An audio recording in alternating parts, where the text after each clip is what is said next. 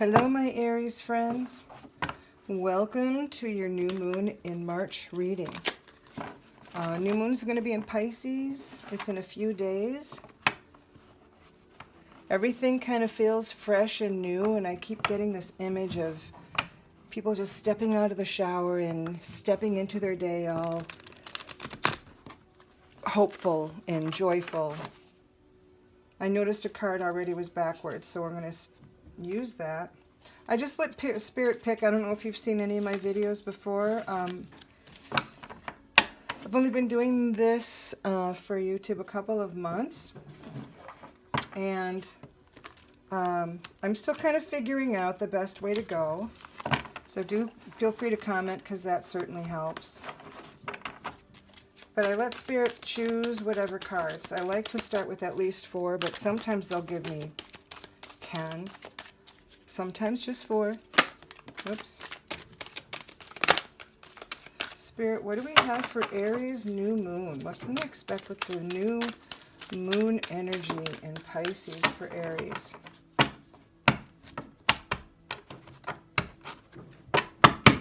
Okay, we've got the area of air at the bottom. We got the World card, so there's some serious potential there. 10 of air. Pretty well balanced. Looks like you've got a little bit of each, almost each. There's no earth here. We'll see what else comes up. I like to pick an overall energy too, and I'm still learning this deck, the Wild Unknown Archetypes. So bear with me. These might end up being long readings just because I'm going to have to look up some things for these types of oracle cards. The archetypes are a little different. They're a little bit awkward, to say the least, to shuffle. They are, however, incredibly beautiful. See, I mean, they're just gorgeous, gorgeous cards. Beautiful. I'm an artist, so yeah, things of aesthetics matter to me quite a bit. So I think that's what actually pulled me into tarot in the first place. I was drawn to the cards. How could you not be? They're so beautiful. Okay, Spirit, what archetype was holding the energy for this particular reading for Aries? What archetype for Aries? Ooh, something kind of was thinking about jumping up, but didn't quite make it, and something else flipped over. I'm going to see what that was. 2 things. All right. The Stone and the Riddle. I have no idea what these are. I will tell you in a minute, though.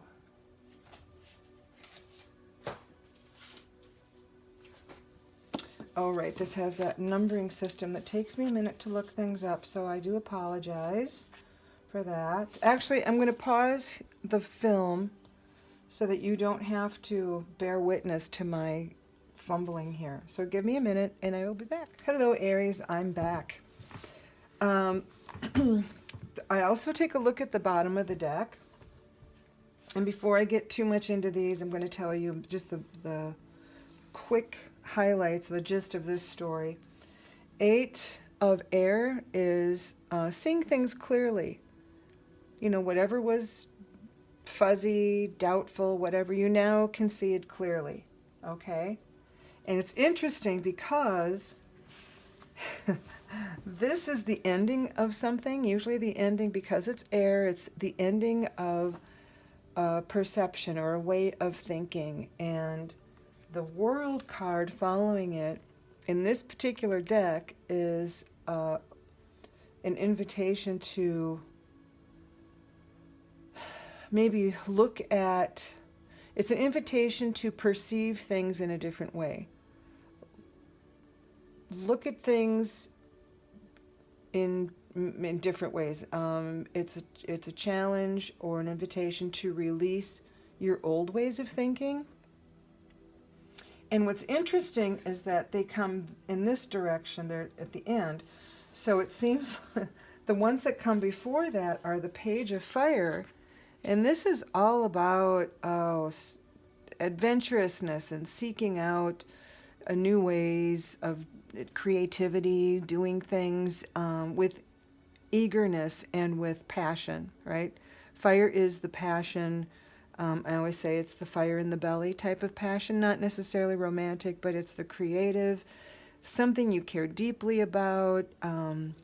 It's going to really motivate you to do something. And the card next to it was the Seven of Water. And this is all about imagination and fantasy and, what possibilities could be if we didn't hold ourselves back with limited thinking. So I think this is the end of your limited thinking. I think you're embracing these in favor of this. You're letting go of this old stuff. And this is the thing that's becoming clear, that you can, this Eight of Air, the card of clarity, now clear thinking, is possible because you, woke up one day and decided things aren't working and you started to just open up. That's amazing. So that's with this. And then underneath is the Page of Water. And she just moves forward. Pages move, they're not as fast moving as knights, but they move forward and they're moving with an innocence. They're kind of like the ones that are scholarly, they're apprentices, or they're going into something new with an open heart. This one is about the open heart. So you're starting to look at this other thing, this thing being, I believe, your calling. Oh my God, and look underneath that is the star. Yeah, and the Four of Fire. The Four of Fire, this is just, take breaks when you need to. Fours, and you got a Four of Air too. Fours and a Four of Water. Oh my God, you got 4 fours. So there's cause for pause in somewhere along the line. This might be a lot. Sorry, I'm getting all excited about your cards. This is really beautiful. This is really, really, really, really lovely. I have no idea if you have an understanding of how beautiful this is, and I haven't even gotten to these cards yet. I was going to, but then I got sidetracked, and these just are moving me, so that's what I'm going with. But this Page of Fire, I mean, look at that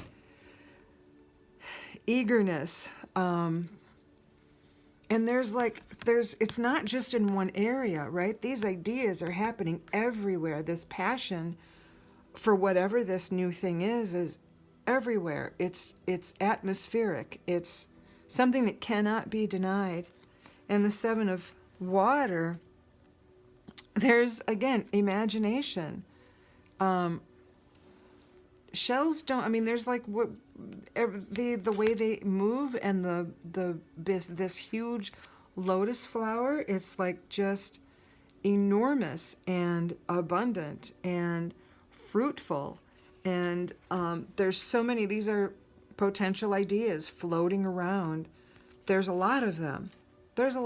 So this fantasy is not necessarily a foolhardy, wishful thinking fantasy. And this Eight of Air simply invites you to think about things in a different way. And I think that was brought on by a burning in your belly for something else and an emotion, because this is the air.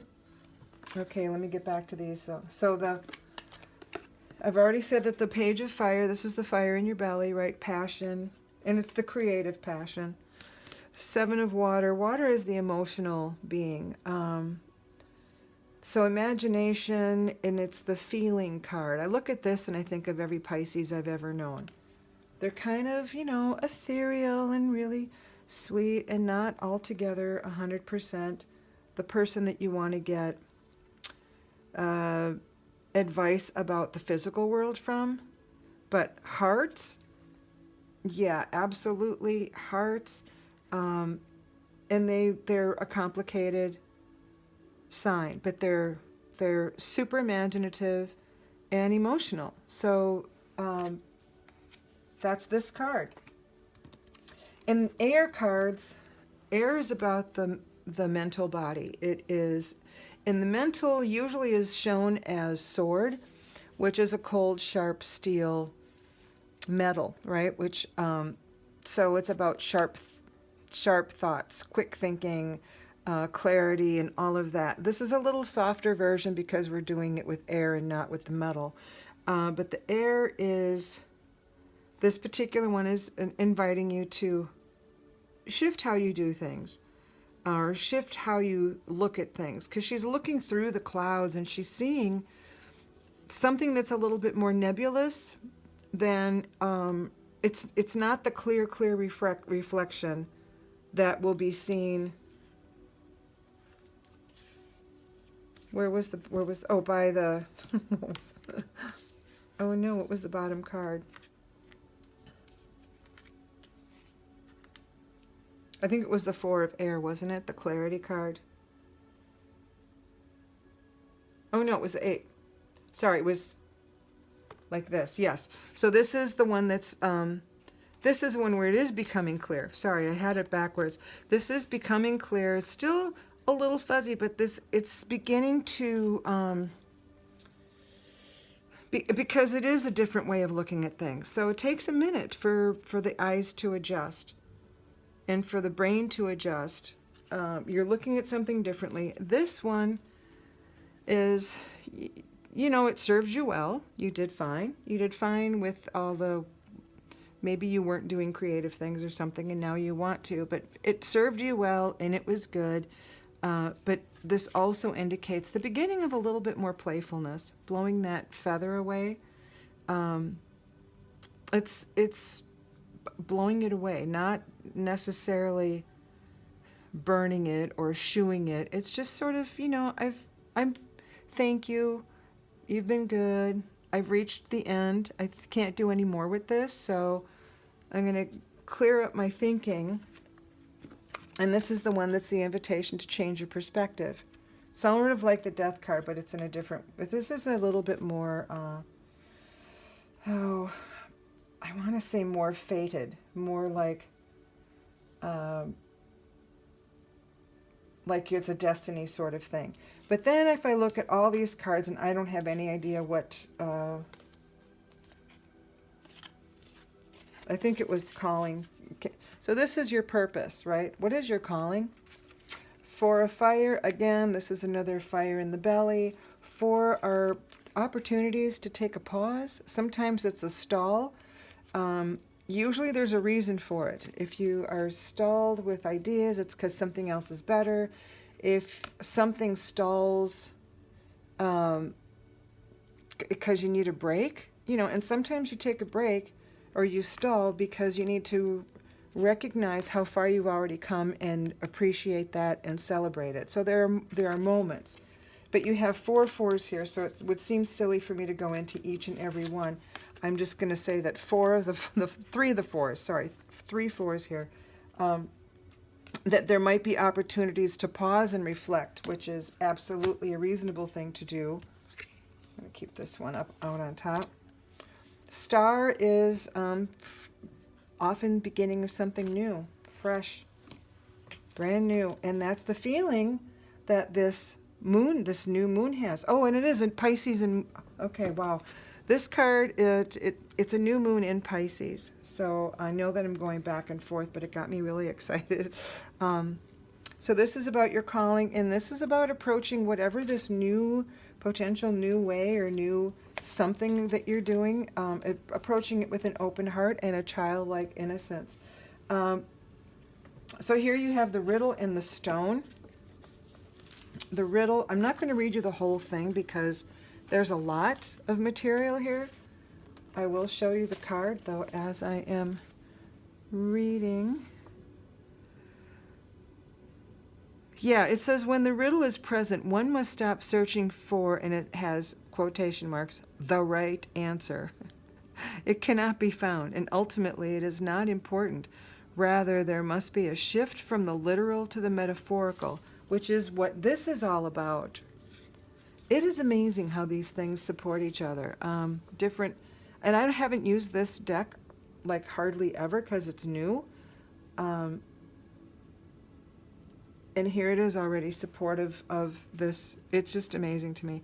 The Riddle card appears when energy is deep and mysterious. It's like the elusive wisdom in a Zen koan. Focusing harder won't do it. Neither will increased effort. Time, surrender, and humor are your only allies. What feels like the most pressing dilemma won't reveal its deeper wisdom for a long time. Eventually, you'll learn a profound lesson from the riddle. For now, get comfortable with the limitations of your intellect and the reality of not knowing. In fact, it may in fact be the only reality there is.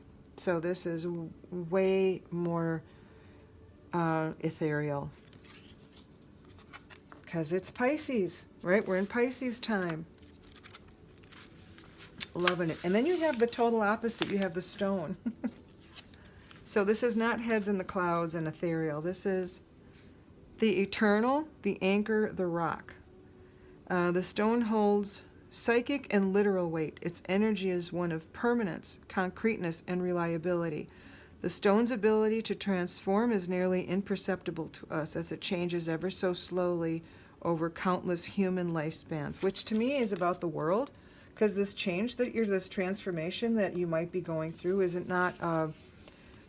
it's not a flavor of the week sort of thing. It's not a phase. It's not, you're not trying it on. This is a new approach to living your life, and I think it's going to stick. So it feels like it's a long-term transformation is the word that keeps coming up, and it is. It feels really, really big. It's not going to, the shift, sorry, I'm not reading right now. The shift is not going to be overnight. It's not going to be, it might not even feel that noticeable. You might feel a little uncomfortable in your skin now and again because the stuff is new and it's hard to embrace new things. But it does feel like it's going to be a longer term way of thinking. I think that, boy, and this might not just be Aries. I think this is just the timing of the world. But this is also the stone card. I'll get back to this. Stone's ability to transform is nearly imperceptible to us as it changes ever so slowly over countless human lifespans. A single stone may see thousands of generations come and go. Therefore, it contains an ancient and eternal presence. The stone is best used to anchor our wild side, so no matter how far we roam, we can always find our way back. Stone tethers us to the earth, helping to ground and connect us to stillness, quiet, and the peace. When this card appears, it is likely the stone is a remedy for what ails us. Humbled and easily unnoticed, the power of the stone balances the frenzy of our world, which I think is great because it's simply that you're going to go through this transition still grounded. So you're as solid as you can be. It's going to be a little uncomfortable, and if you do find that the clarity is maybe eluding you, do some meditation, things like that. So do grounding meditation. So that would be with your hands on your, if you sit cross-legged, the palms of your hands on your knees, grounding. Touching the earth, but if palms are down, it's usually a little bit more grounding than if they're up. You can do the give and receive, so you've got both, one in each direction. That can work too. But I think this is absolutely beautiful. Beautiful, beautiful, beautiful. I'm just going to see if there's any, I'm tempted not to because it's just so nice already. I don't really know if I want to get too much busy stuff in there. I'll see. Spirit will say no if it doesn't want to, right? Because it's up to Spirit. And this is the Naked Tarot that I'm using, and I went with the Naked Tarot because Like I said, it feels like you're just stepping out of the shower. It's springtime. Springtime being early morning, just the beginning of things. So I just thought, if you're coming out of the shower, you're probably naked. You're starting a rebirth. You're emotionally, spiritually naked. You're starting fresh. Whenever we start fresh, I think of naked as unencumbered, right? Not being held back by anything else. I thought there was a card. Okay, so the 10 of Wands here. Oh, the burden is so, so, so heavy. But, the camel is really well equipped to go the distance because it can hold a ton of water. So it's manageable. Maybe not that pleasant, but manageable. Totally manageable. And you can see, you know, he has to work a little bit. It is something that he has to work towards, but it's completely manageable for you. And that, I think, is when those fours that kept coming up, when you need breaks, you got to take them. So respect yourself. I think that this is going to go with this. I think letting go of, and this could be a lifetime of how you were thinking, and maybe it was how you were raised, and I don't know how any of that is, and I don't even know if this how many people this will pertain to, but if this resonates with you, you know, take it with a grain of salt, because all of this is not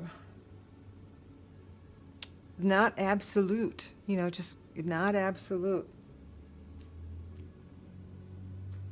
And this one too is about the energy shift. There's a movement, a shift in energy, and it's action in movement. So I think this is. So you're gonna, it's whatever your thought process, whatever this thinking is, you're gonna start to behave accordingly.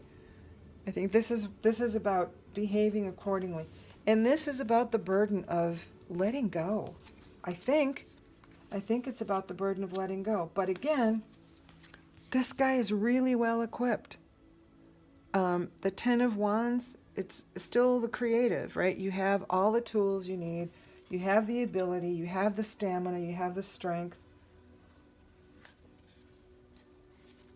And look at the bottom. You get the little raccoon. 7 of Swords. Every deck says its own sort of interpretation. But you have all the swords, right? This is all about, you've got a bunch of air signs, and so now you have the 7 of Swords as well. And this one is about, here, I'll show you. Close up. It's a raccoon. Choice, integrity, honesty. Yeah, it's just basically just remembering, looking at the big picture. World. Looking at the big picture helps you choose.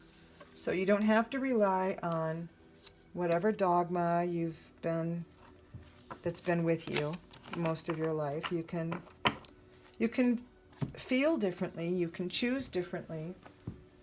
I'm going to ask for the map card because it's fresh, it's new. Spirit, is there a little bit of direction here that we can help Aries with under this new, exciting journey they're going to be on? This is amazing. Do you have any advice or blessing for my Aries friends for this transformation? Oh, you got a couple cards. They flew out.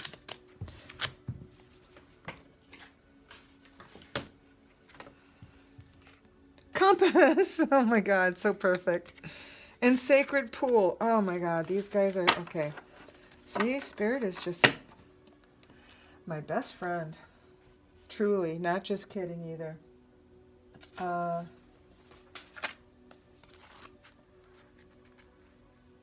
This is the first one I noticed, so I'm going to go with it.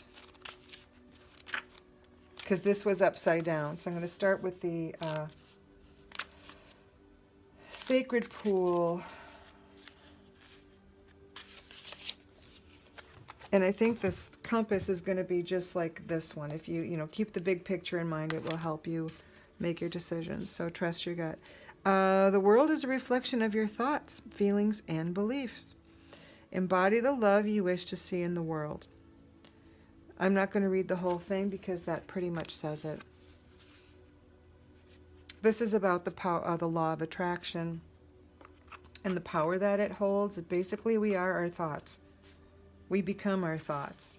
And we can change what we become. If we change our thoughts, they turn into beliefs, and the beliefs become manifest, is how that's supposed to work. And this one says, as long as you orient your compass to your true north, the direction of your higher power, you will never be lost. That's big picture. Big picture. This feels like a spiritual or creative journey for somebody. I'm just getting chills though. This is just so, so beautiful. Oh, you guys, I don't know. Do you need one more? I'm going to give you an animal. Spirit, can we have an animal? An animal spirit for... Oh, these cards are a little bigger. For my Aries people. Is there an animal spirit that can kind of go along with our Aries people on this journey of theirs? Something they can think about or embrace. Kind of a mascot or spirit. What animal spirit would be appropriate for Aries in this, whoopsie, this is way too big, in this new moon of Pisces?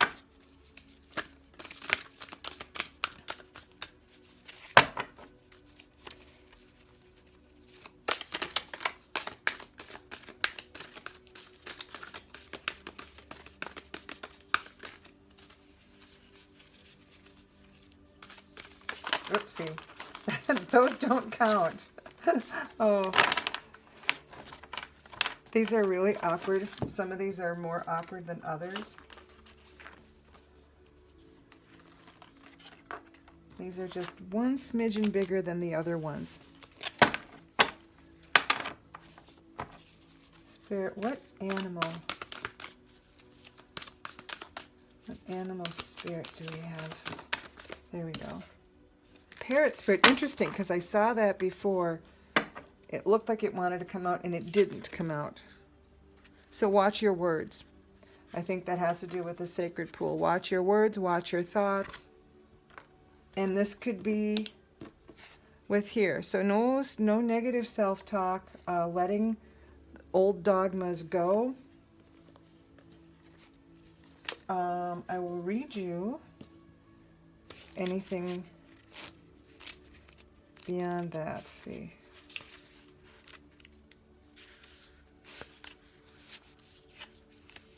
Yeah, what are you saying to yourself? It just says, what message are you repeating? Again, if you have, it just, something that makes you feel good about yourself and reminds you of your strengths.